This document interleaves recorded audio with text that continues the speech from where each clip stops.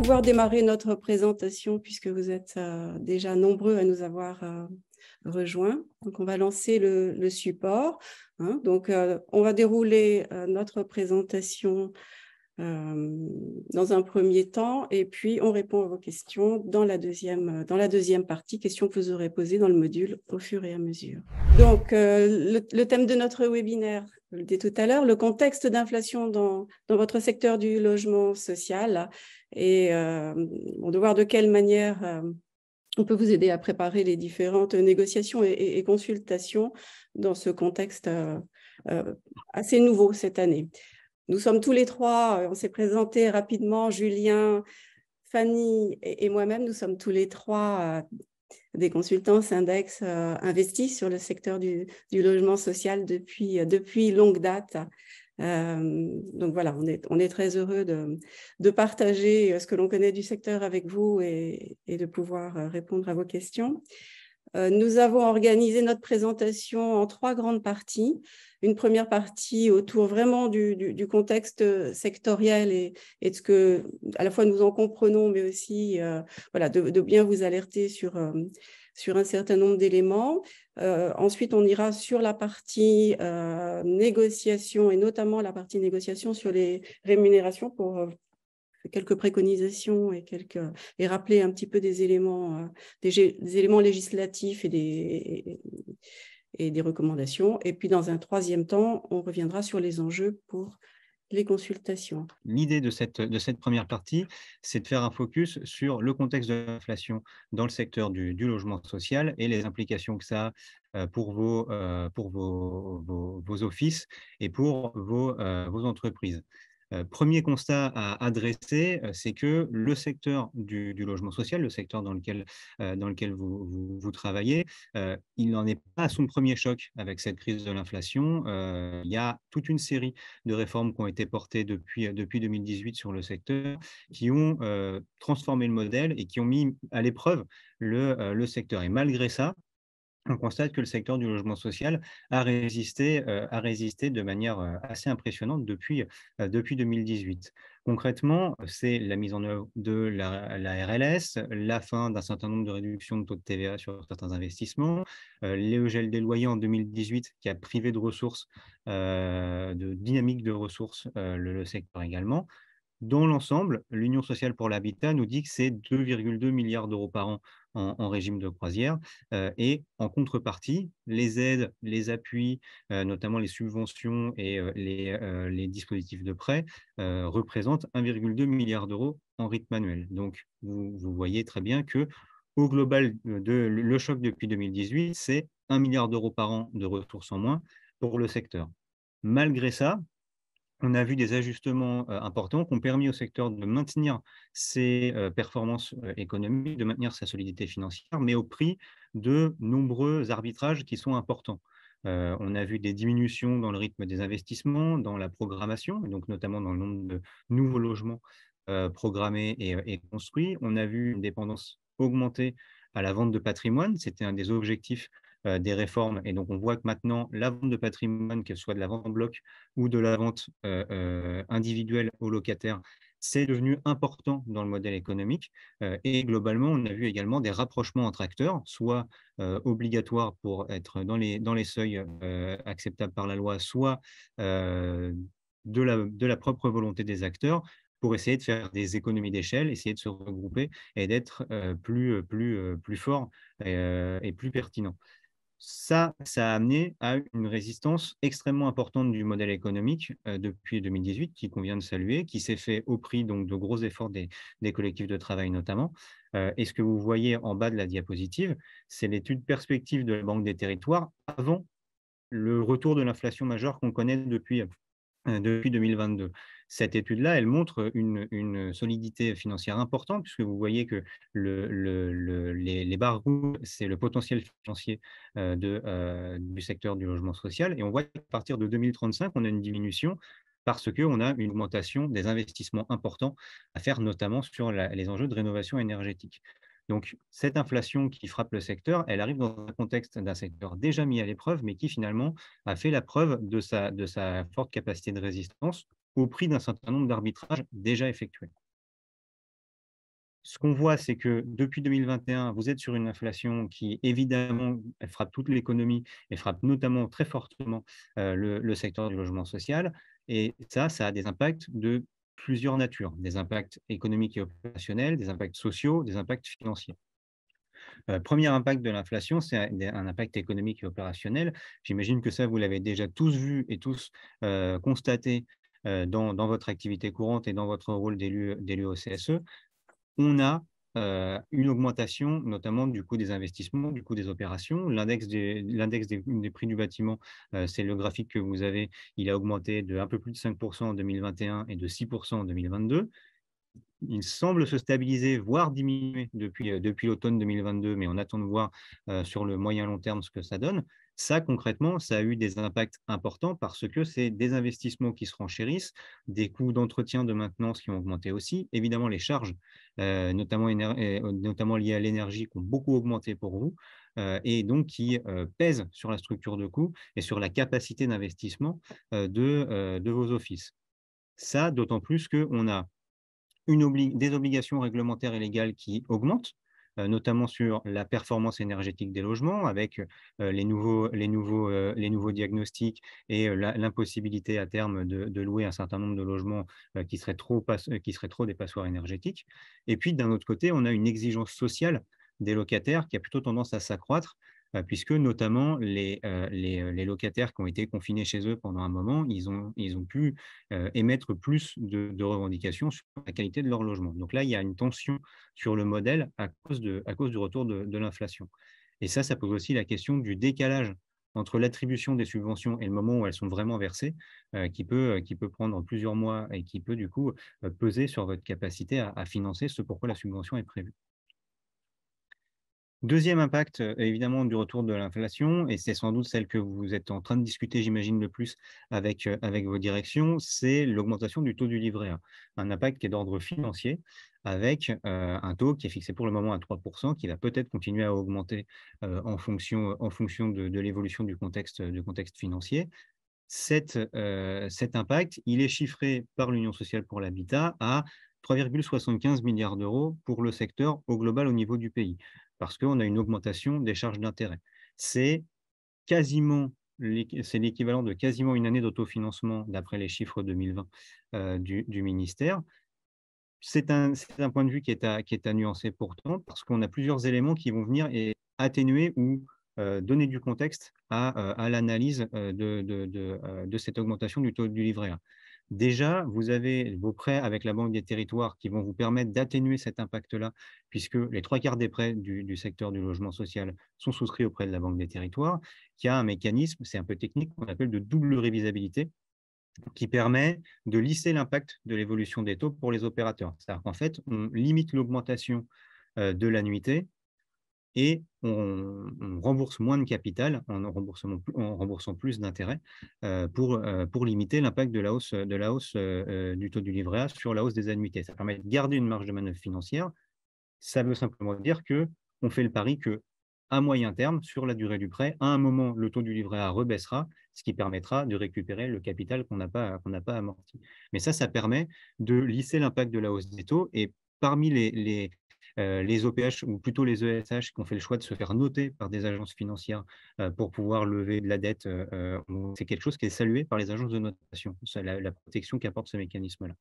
Autre élément à noter pour nuancer un peu le danger de cette augmentation du livret A, c'est le fait que ces dernières années, les taux étaient très bas et ça a permis à l'ensemble du secteur, l'ensemble des acteurs du secteur, de négocier des aménagements avec la Caisse des dépôts et d'obtenir des baisses d'annuité.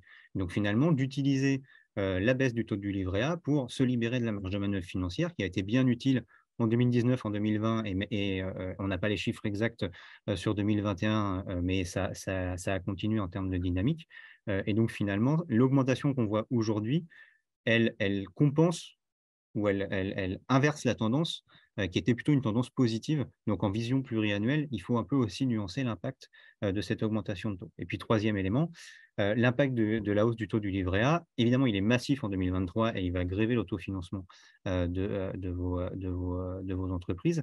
Mais l'effet à long terme, il est encore incertain parce qu'on ne sait pas quel sera le taux du livret A à moyen terme. La Banque de France communique plutôt là, ces derniers jours sur un pic d'inflation en 2023, une diminution après, et qu'en revanche, il y a un dynamisme des ressources qui, lui, va être pérenne dans le temps, puisque une hausse de l'inflation, c'est une hausse de l'industriel des loyers, et donc c'est des ressources en plus pour vous, qui, pour le coup, elles, ne s'arrêteront pas. C'est-à-dire qu'une augmentation de loyer en 2023, elle sera toujours valable en 2024 et dans les années qui suivront. Et 2% de hausse de l'IRL, c'est un demi-milliard d'euros de loyers supplémentaires pour le secteur. Donc finalement, il y a un équilibre et la question de l'enjeu du taux du livret A dépendra beaucoup de si c'est pérenne ou pas comme augmentation. Dernier impact évidemment à surveiller pour vos offices, c'est l'impact sur la solvabilité des ménages, puisque l'inflation fragilise l'ensemble des populations et en particulier les populations les plus précarisées.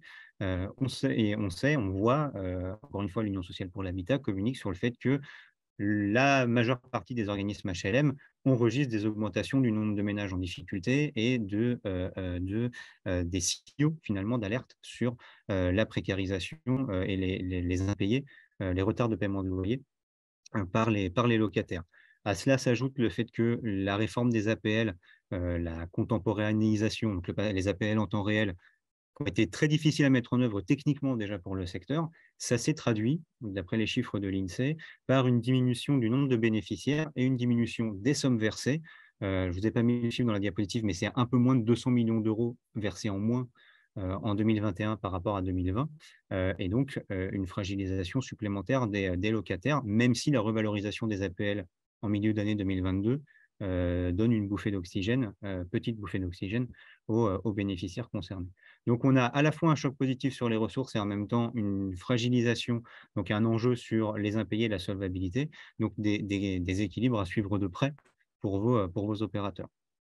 Dernière chose, c'est qu'on a une réponse publique qui est pour le moment pas au niveau espéré. Depuis 2018, je vous le disais, c'est un choc sur le modèle et avec le retour de l'inflation, les acteurs du secteur, l'USH notamment et les fédérations professionnelles attendent beaucoup des pouvoirs publics et pour le moment, les réponses ne sont pas au rendez-vous puisqu'on a le bouclier financier qui a été annoncé par le ministre du Logement et donc la diminution du taux d'intérêt, enfin le remboursement d'une partie de vos intérêts par la Caisse des dépôts. Elle ne concernera que les nouveaux emprunts pour 2023 et pas tout le stock de dette accumulé. Donc finalement, ça va être un impact mineur sur votre stock de dette et votre charge d'intérêt. Le bouclier tarifaire sur le gaz et l'électricité, il plafonne la hausse, mais il ne l'annule pas, et 15% d'augmentation, c'est très important. D'où le fait que l'USH demande une revalorisation du forfait charge des APL. Et puis, on a toujours la ponction de 300 millions d'euros sur les ressources d'Action Logement dans la loi de finances 2023 qui, de fait, inquiète les acteurs du secteur. Donc, finalement, à retenir sur l'impact de l'inflation sur votre secteur, c'est que on est sur un secteur qui a su faire la preuve de sa résistance par le passé, notamment suite à la RLS, mais qui a déjà fait un certain nombre d'arbitrages importants sur son modèle de ressources et que l'impact va beaucoup dépendre de si la hausse du taux du livret A notamment s'inscrit dans la durée ou si l'inflation revient à un niveau plus pilotable et plus naturel, entre guillemets, dans les années à venir.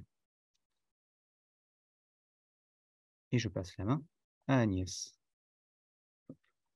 Merci Julien, cette présentation. On va poursuivre avec maintenant, se mettre sur le sujet de la négociation, notamment le sujet de la négociation sur les rémunérations. Ce qu'on voulait partager avec vous, c'est un certain nombre de rappels sur la manière dont on préconise un petit peu les choses.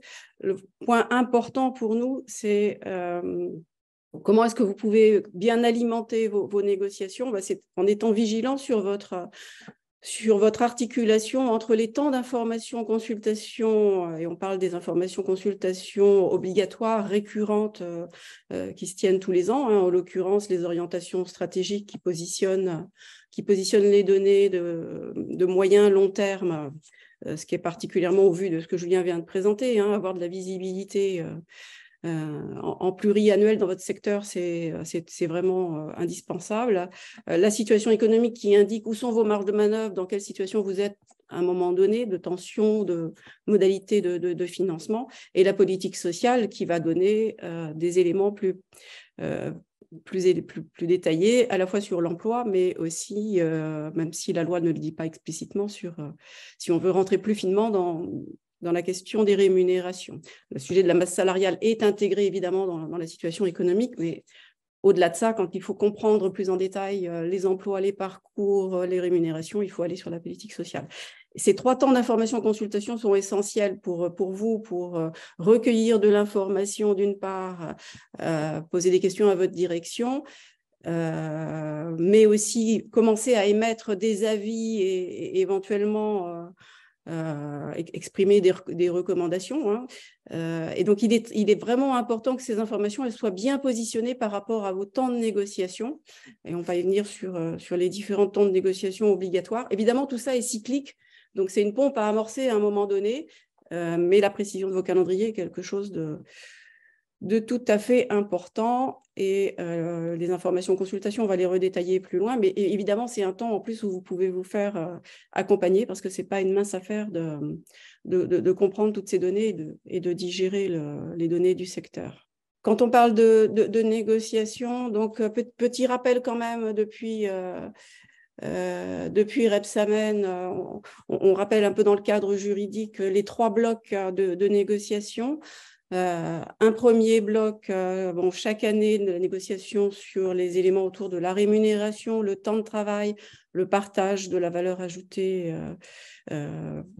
qui est ce qu'on appellerait un cadre de NAO au sens un peu historique du terme. Un deuxième bloc sur la partie égalité professionnelle entre les hommes et les femmes avec la qualité de vie au travail qui est dans ce deuxième bloc. Le troisième bloc ne concerne que les employeurs, que les organismes de plus de 300 salariés, puisqu'il y a aussi le temps de négociation tous les 3 ans sur les parcours professionnels, sur la gestion prévisionnelle et les parcours professionnels, voilà, qui est un sujet aussi intéressant, mais qui n'est pas celui sur lequel on va se développer. Vous trouverez sûrement des éléments de webinaires et de la documentation sur notre site à ce propos-là. Qu'est-ce qu'on négocie? Évidemment, des éléments autour des rémunérations, salaires de base et modalités d'augmentation. Vous le savez, que ce soit les modalités, les augmentations de type général avec des planchers ou des augmentations plus individualisées qui se sont largement développées ces dernières années. Mais ça embarque évidemment aussi d'autres éléments de rémunération qui, pour ce qui est de la défense du pouvoir d'achat ces temps-ci, deviennent des choses intéressantes à négocier pour les salariés. Ça peut être autour des frais de restauration, des frais de déplacement, de certaines primes, de certains éléments variables, de certaines primes qui peuvent être remis en débat, revalorisés. Et puis, on indique aussi cette prime de partage de la valeur ajoutée qui fait suite aux anciennes primes Macron et primes prépa et qui actuellement, avec des dispositifs actuellement en 2023 et depuis sur fin 2022 et 2023, qui permettent effectivement aussi d'intégrer une négociation. Alors, ce que l'on voit dans les pratiques, c'est que sur cet élément-là, c'est parfois négocié, mais c'est souvent une décision de l'employeur. Et s'il s'agit d'une décision unilatérale de l'employeur, elle doit être présentée au CSE. Mais autant que faire se peut, vous pouvez aussi, en amont, penser à voir comment vous pouvez intégrer ce sujet-là dans vos négociations. Plus largement, ce qu'on veut dire, c'est que cette négociation annuelle, elle intègre aussi des éléments sur le temps de travail. Ça peut être en termes d'organisation des plannings, des congés. Voilà, donc à penser de manière plus large que simplement des enveloppes sur la rémunération. On insiste beaucoup, on le disait tout à l'heure, quand on disait articulation entre temps d'information consultation et temps de négociation. Et il s'agit là aussi de l'articulation, bien sûr, entre le CSE d'un côté, qui est concerné par les informations consultation, mais aussi les organisations syndicales ensuite qui vont être en première ligne pour la partie négociation. Donc, se préparer Bon, se préparer dans l'accès à l'information, bien sûr. Hein, vous avez la BDES, devenue BDES-E maintenant depuis la loi climat, avec toute la dimension environnement, un contenu prévu par les textes, mais également bien sûr la possibilité de négocier une information plus adaptée à vos besoins par rapport à la NAO. L'articulation, on le note, et de façon à ce que ça soit un sujet bien présent. Effectivement, tout ce que vous aurez pu travailler en amont au travers des temps d'information, consultation, vous donnera du matériau pour préparer votre négo. On insiste également sur le fait de pouvoir cadrer le plus possible en amont votre processus de négociation, d'être exigeant sur les demandes spécifiques, parce que parfois, ce qui se passe, c'est que dans l'information consultation vont être traitées des informations qui concernent l'année précédente ou qui n'ont pas été forcément actualisées. Si la négociation intervient plus tard en fin d'année, voilà, il peut y avoir matière quand même à demander des informations complémentaires. Peut-être la précédente NAO est intervenue, a été appliquée. Donc voilà, savoir exactement... avoir une demande d'information spécifique en amont et bien réfléchie de votre part, préciser le calendrier, vous fixer des priorités. On va y revenir en termes de comment vous pouvez vous organiser sur les priorités, mais être assez clair là-dessus, et plus vous l'écrirez, plus vous formaliserez, plus vous pourrez vous préciser et être à l'aise après dans l'expression vis-à-vis dans les moments de négociation, et bien sûr d'associer le plus possible les salariés tout au long de la négociation, que ce soit en amont pour être au plus près des attentes, mais aussi les tenir au courant de la manière dont la négociation se passe ou ne se passe pas, voilà, de façon à vous sentir aussi moins seul dans ce processus-là. On mentionne l'aspect levier juridique, puisque évidemment, il y a une obligation en matière de NAO, il y a une obligation de rentrer en négociation chaque année. Bon, pour autant, il n'y a pas d'obligation d'aboutir à un accord. Le grand principe qui traverse tout ce temps de négociation, c'est le principe de loyauté, qu'il ne faut pas manquer de rappeler le cas échéant quand on a l'impression que le processus se passe mal, tarde à se mettre en œuvre ou traîne en longueur, comme on a pu nous en faire écho dans certains organismes. Donc vraiment rappeler le principe de loyauté, et puis en cas critique, activer des leviers juridiques puisque cette négociation est obligatoire. On dit se préparer le mieux possible et être au clair sur ses objectifs.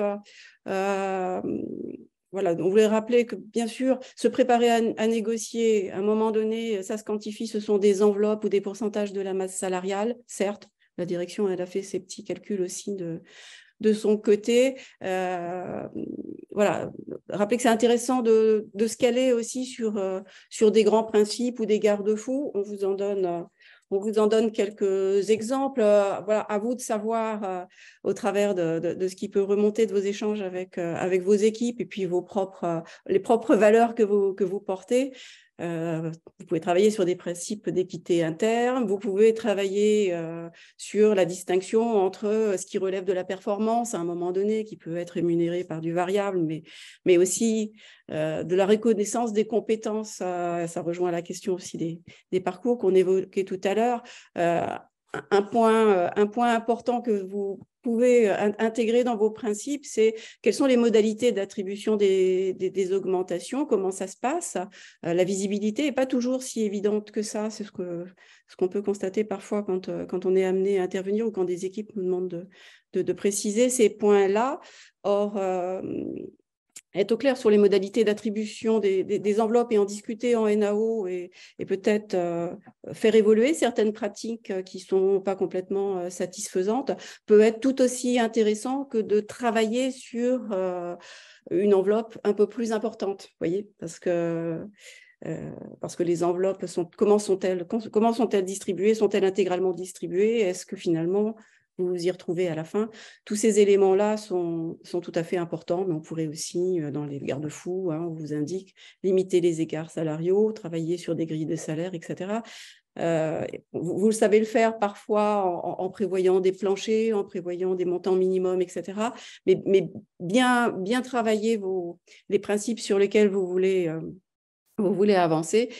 Et évidemment, travailler sur ces principes, il y a le grand principe et puis il y a le fait de pouvoir, de bien connaître la cartographie des rémunérations et les modalités, comme on dit tout à l'heure, les modalités de pratique au sein de vos organismes. Donc, vous voyez le lien qu'on faisait tout à l'heure avec, en amont, à bien travailler sur la consultation de politique sociale.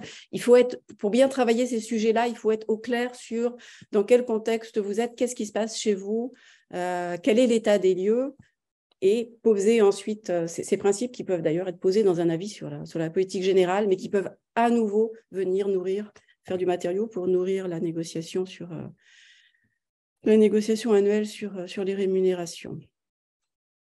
Et puis, autre point que l'on rappelle, évidemment, c'est d'intégrer à chaque période ces éléments, des éléments du cadre législatif ou des dispositifs qui existent à un moment donné. Donc voilà, on rappelait, bien sûr, il y a le cadre des conventions collectives et des accords qui s'appliquent à vos organismes. Bon, dans le contexte des OPH, il y a un avenant qui a été signé fin 2022 pour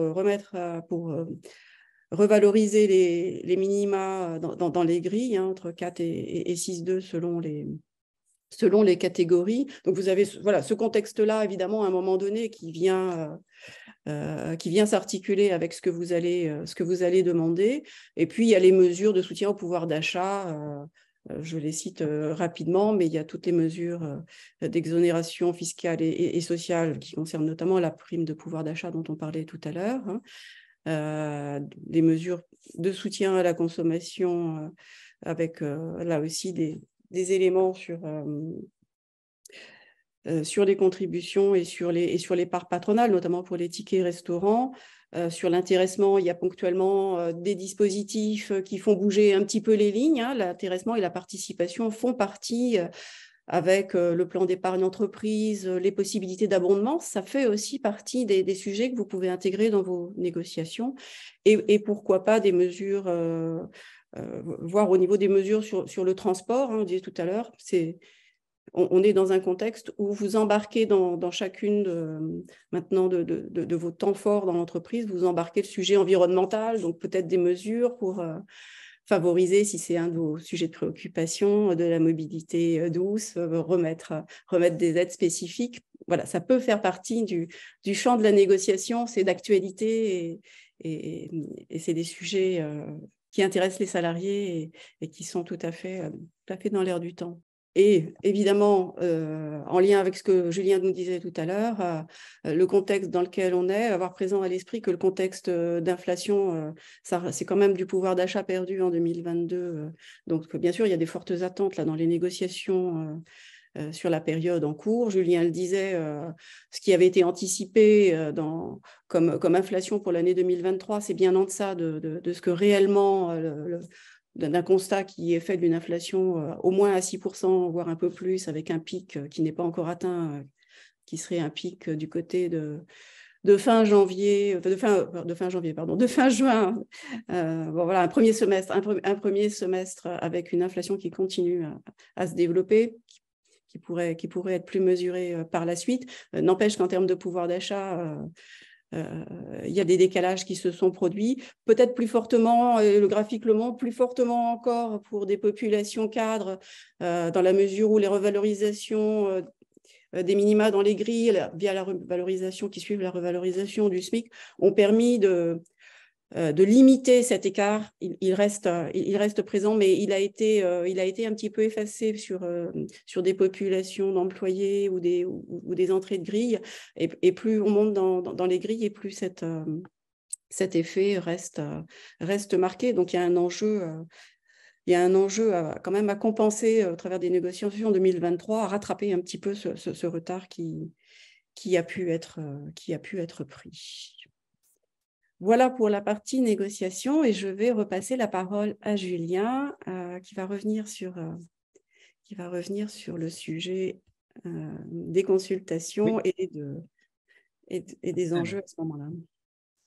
je vais essayer de faire assez court là-dessus pour laisser la place à la discussion et aux questions. On en a déjà quelques-unes dans le module questions-réponses qui sont très intéressantes. Comme le disait Agnès en introduction de sa partie, les négociations que vous allez avoir à mener cette année, elles s'intègrent dans un écosystème finalement d'informations et de temps de votre calendrier social qui vont vous intéresser avec votre casquette organisation syndicale et avec votre casquette CSE et qu'il faut articuler puisque finalement les éléments, l'impact de l'inflation, l'enjeu pour les salariés et pour l'ensemble de votre organisme, vous allez en discuter tout au long de l'année dans le cadre du CSE. Et ces informations-là, elles vont nourrir les délégations de négociation et elles vont permettre pardon, aux négociateurs d'être plus armés et plus pertinents dans leurs négociations. Donc finalement, le terrain de jeu hop, du rôle économique des représentants du personnel, il est composé de différents objets. On a des informations qui vous sont remises régulièrement, des discussions que vous pouvez avoir avec votre direction pour comprendre, analyser la situation, des temps de consultation formels où vous allez pouvoir rendre un avis, formuler des propositions, émettre des critiques, proposer des alternatives. Et puis, avec la casquette organisation syndicale, les négociations qui sont un autre débouché de tout ce travail-là. En termes d'informations qui vous sont remises, on a plusieurs types d'informations qui sont remises au CSE et qui vous permettent de nourrir ce travail à tout au long de l'année. On a une information qui vous est remise spontanément à chaque renouvellement du CSE pour vous aider à positionner votre organisme, où vous en êtes où est-ce que, où est-ce que vous mettez les pieds quelque part, situer l'organisme dans son groupe, son secteur d'activité. Et puis dans le cadre des consultations, on a des consultations récurrentes, orientation stratégique, politique sociale, situation économique et financière, où là, on a toute une série d'informations qui vous est remise pour vous permettre de vous saisir de ce matériau-là. Et puis, des consultations ponctuelles sur projet. Alors, il y a toute une liste de thèmes prévus par la loi. Globalement, retenez que une réorganisation d'un service, un changement de profil d'organisation, par exemple, de l'organisation sur le terrain, un rapprochement avec un autre acteur du secteur, la mise en œuvre de nouvelles méthodes de travail, c'est autant de projets ponctuels qui nécessitent une information et une discussion avec le CSE et qui nécessitent une consultation du CSE avec ses attributions économiques et sociales. Tout ça, ça vous permet tout au long de l'année d'être nourri d'informations par votre direction et de nourrir une discussion constante avec votre direction. Il y a du coup 3 temps forts pour exercer pleinement vos prérogatives. C'est les 3 informations consultations récurrentes qui doivent intervenir tous les ans sur la situation économique et financière de l'entreprise, qui permet de traiter de l'activité de l'entreprise, donc finalement du quotidien de l'ensemble des salariés, de la performance opérationnelle, donc des enjeux aussi sur le modèle économique. La politique sociale, conditions de travail et emploi, qui permet de traiter des enjeux d'emploi, d'effectifs, de formation, de conditions de travail. Donc, les anciennes attributions CHSCT, on les retrouve là aussi. Donc, tout ce qui va être notamment intensification du travail, c'est par là que ça va pouvoir se traiter. Et puis, les orientations stratégiques et leurs conséquences sur l'activité, l'emploi, l'évolution des métiers, etc., où là, l'enjeu, c'est de discuter pas simplement de quelle est la stratégie, quels sont les objectifs de l'entreprise, mais surtout de qu'est-ce qui va être mis en œuvre dans les 2, 3, 5 ans à venir pour y arriver. Et donc finalement, quels vont être les choix, notamment en termes de gestion des effectifs, en termes de gestion des emplois, pour atteindre les objectifs fixés. Parce qu'évidemment, si on vous dit, nous, notre but, c'est de doubler notre parc de logement dans 10 ans, mais de le faire à masse salariale constante, c'est pas la même chose que de dire on double notre parc et on double notre masse salariale. Forcément, pour les salariés, ça ne veut pas dire la même chose. En termes d'intensification du travail, ça ne veut pas dire la même chose. En termes du coup de management, de recrutement, de non-remplacement des départs, etc., etc. Donc, on a ces 3 temps-là qui, tout au long de l'année, vont vous permettre, et tout au long de cette année, vont vous permettre de discuter de l'impact de l'inflation et de comment vos organismes s'adaptent au contexte turbulent dans lequel votre activité se déroule depuis un an, depuis un peu plus d'un an. Et pas évidemment, pour vous aider, vous avez la possibilité de recourir à une expertise. C'est ce qu'on fait déjà pour un certain nombre d'entre vous. L'appui d'un expert qu'on peut vous apporter pour analyser ces éléments-là, vous permettre de le resituer dans le contexte de votre secteur et de construire votre propre analyse par rapport à ce que va vous dire votre direction. Ces 3 consultations, elles sont liées entre elles, évidemment, puisque sans compréhension de la situation économique et financière, on ne peut pas discuter des orientations stratégiques. On ne peut pas, si on ne sait pas d'où est-ce qu'on part, on ne peut pas discuter valablement de où est-ce qu'on veut aller. Évidemment que c'est également le corset dans lequel va être discuté les enjeux de politique sociale. Par exemple, si on veut analyser la masse salariale, l'évolution des rémunérations, on a à la fois besoin de comprendre les enjeux économiques et puis de comprendre les enjeux sociaux. Donc, il faut les penser en lien pour que ça vous soit utile et efficace, et il faut les penser en lien, on l'a dit, avec les négociations qui vont vous occuper tout au long de l'année.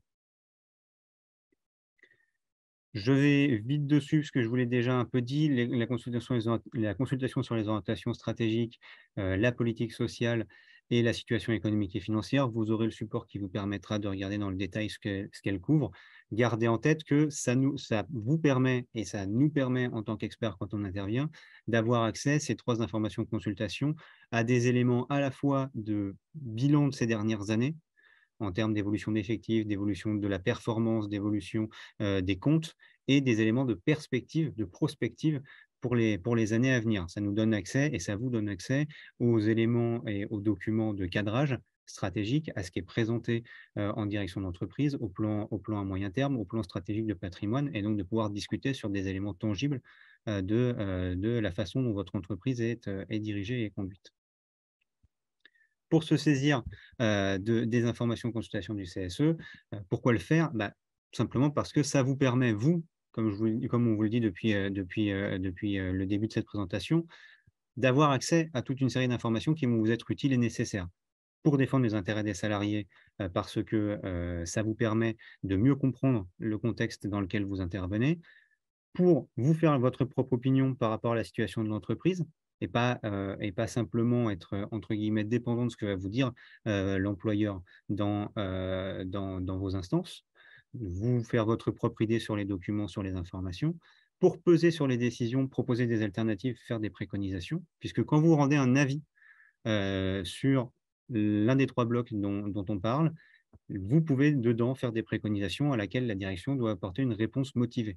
Donc, discuter de la stratégie, discuter de la politique sociale, discuter de la situation économique et financière, ça vous permet de discuter des choix de gestion de l'entreprise et d'engager un vrai dialogue avec votre direction selon ce que prévoit la loi. Et puis, ça vous permet d'alimenter les organisations syndicales dans le cadre des négociations.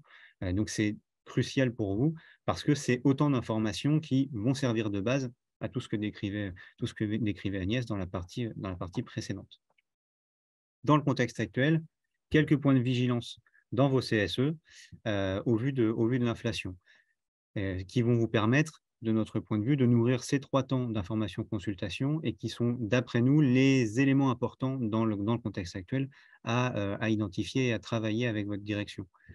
Sur la situation économique et financière, ce qu'il va falloir regarder, c'est les impacts sur les ressources courantes, ce que je vous disais. D'un côté, on va avoir une croissance des loyers, de l'autre côté, une alerte sur la solvabilité des ménages. On va avoir des impacts sur la structure de coûts, puisque les charges aussi, donc un enjeu sur le maintien de l'autofinancement.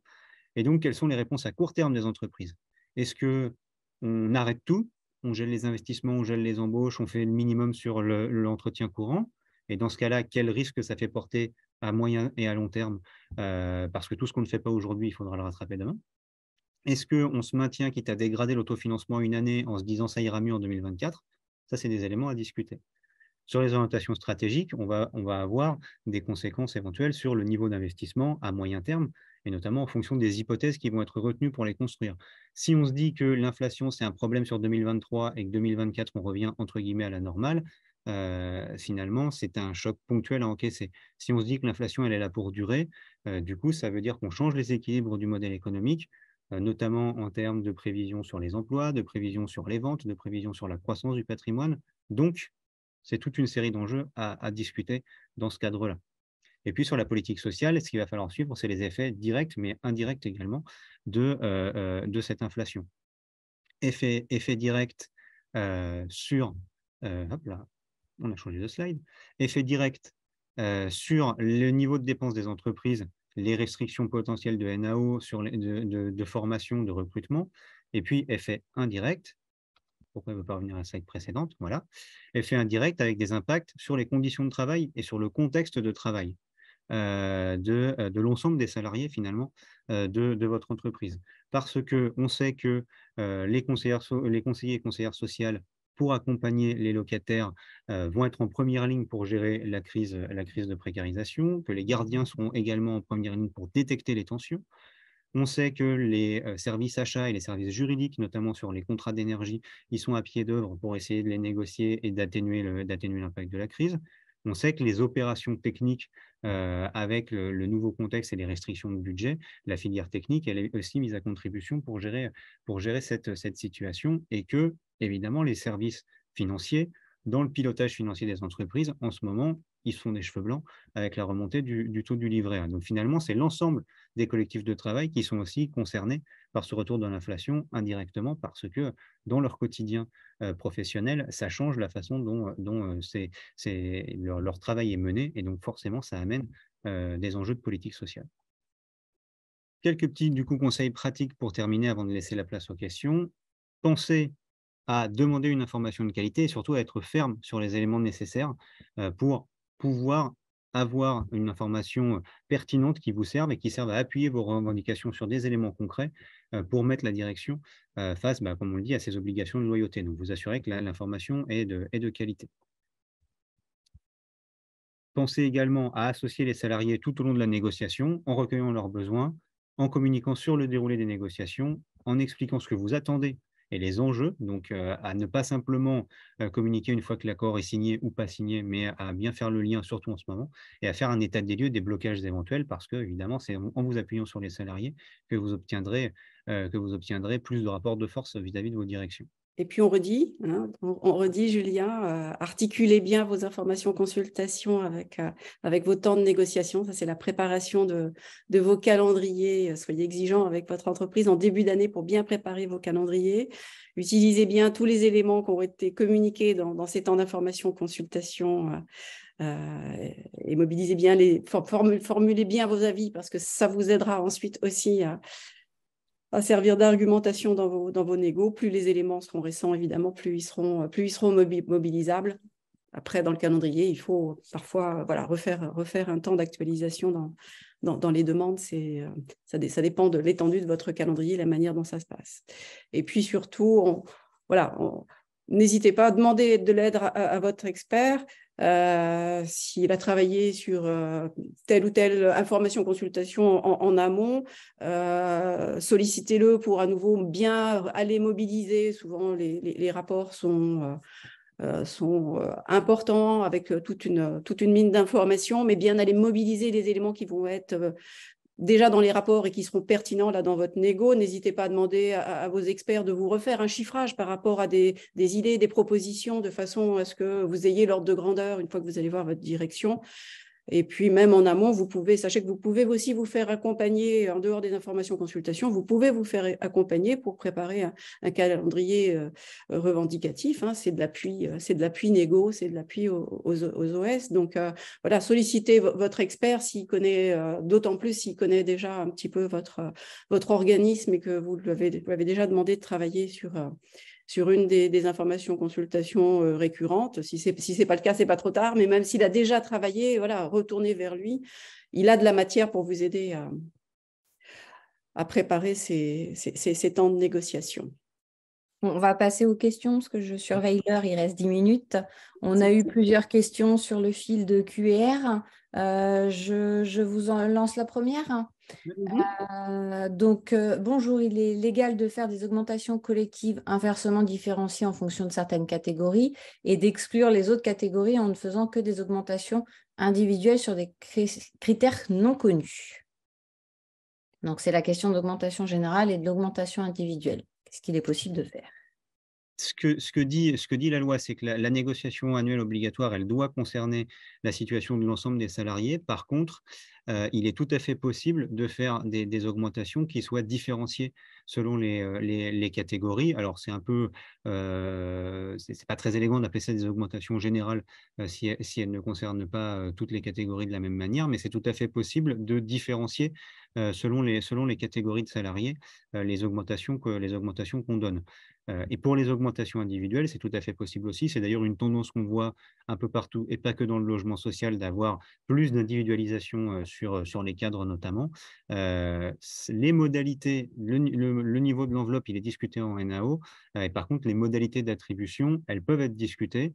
Elles peuvent être par ailleurs regardées dans l'information consultation sur la politique sociale, mais la plupart du temps, c'est l'employeur qui préfère se garder une liberté d'attribution et un processus qui est à sa main et qui est à la main du management. Mais voilà, retenez que la NAO doit discuter de tout le monde, mais elle peut avoir des réponses différenciées selon les catégories. Après, c'est à vous de voir si vous l'acceptez ou pas en tant qu'organisation syndicale représentative. Merci Julien pour ta réponse.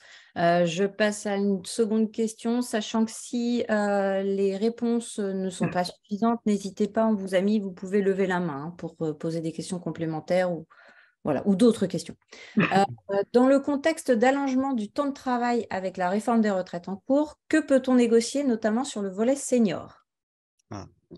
Vaste sujet.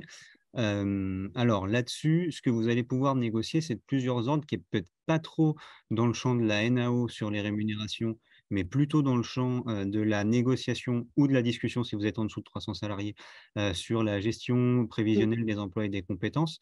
Il y a plusieurs choses à voir sur ce sujet. On a des entreprises dans lesquelles il y a des accords seniors qui sont mis en œuvre, qui prévoient progressivement pour les salariés en fin de carrière une diminution progressive de la charge de travail et du temps de travail avec maintien du salaire. C'est des choses qui existent. C'est tout à fait possible de le discuter. C'est tout à fait possible. Du coup, ça veut dire de prévoir un budget dans ce champ-là. Et puis, ce qu'on voit aussi et ce qu'on vous invite à faire, c'est à vous saisir de cette problématique-là sous l'angle conditions de travail. Donc, l'angle anciennement CHSCT, aujourd'hui SSCT, puisque le sujet, il est beaucoup d'adaptation des conditions de travail, d'adaptation des postes de travail et des conditions de travail aux salariés, notamment qui auraient des emplois pénibles et qui sont en fin de carrière. Et là, vous pouvez là aussi, déjà, il y a une obligation de l'employeur d'adapter les postes, et vous pouvez là aussi discuter, poser la question dans le cadre de l'information consultation politique sociale et négocier sur la négociation qualité de vie au travail et égalité professionnelle, un certain nombre de choses, un certain nombre de mesures pour accompagner ces salariés. Et effectivement, il va y en avoir de plus en plus dans la fin de carrière.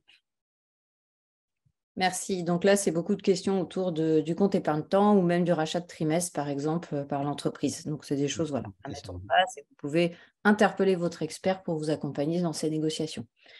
Autre question, l'employeur peut-il refuser une expertise sous prétexte de son coût ou autre, donc peut-être à préciser, sous prétexte de son coût ou d'un autre sujet. Est-ce que l'employeur peut refuser l'expertise? Alors, on le disait tout à l'heure, de droit, le cadre législatif vous permet d'être accompagné par un expert sur les différentes consultations récurrentes. On affichait tout à l'heure, éventuellement, on pourrait reprojeter, c'est toi qui as la main, Julien, reprojeter la page où on mettait les conditions de prise en charge.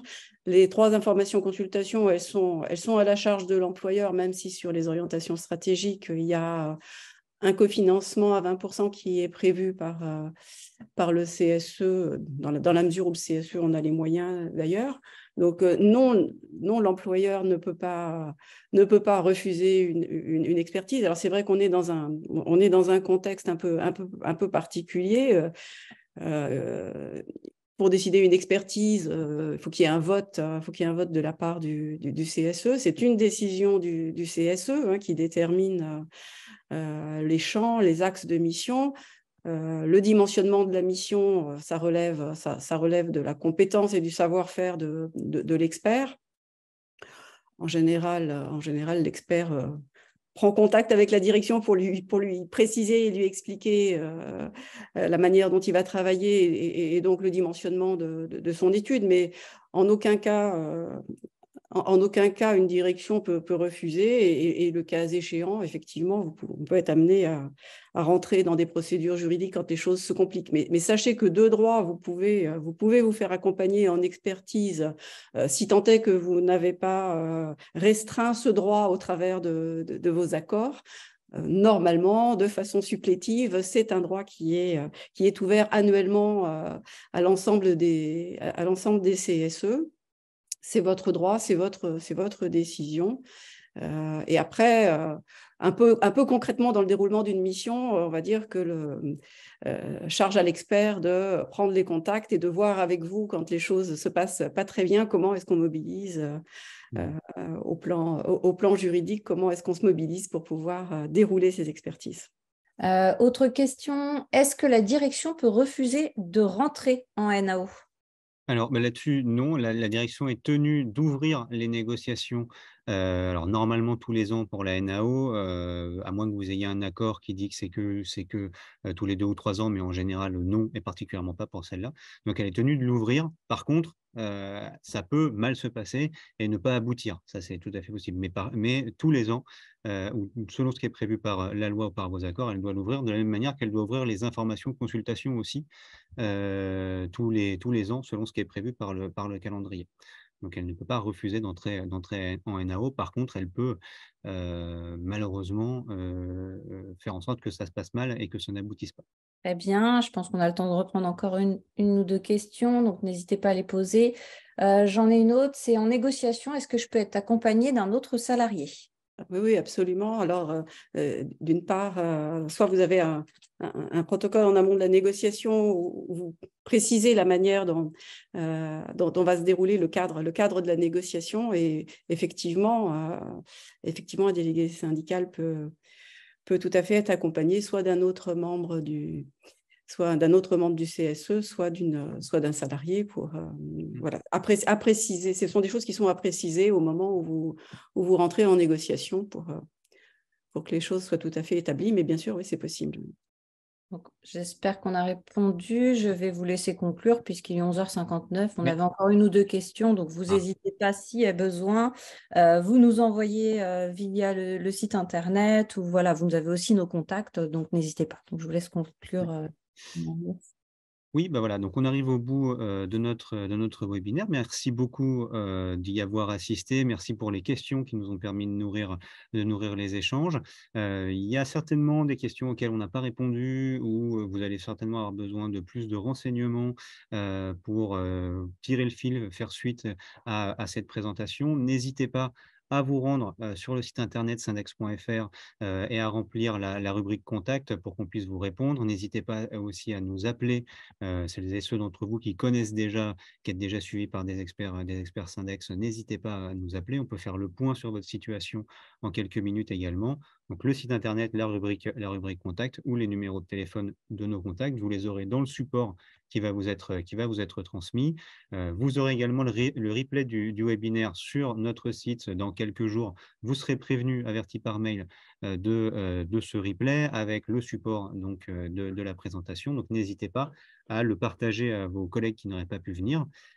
Si vous voulez continuer la discussion par ailleurs sur les éléments de rémunération, notre prochain webinaire, il est lundi 27 à 11h. Il porte sur l'intéressement et la participation, donc des dispositifs dont on entend beaucoup parler en ce moment, notamment dans les discussions de NAO. Donc n'hésitez pas là aussi à vous inscrire. C'est toujours sur syndex.fr que ça se passe.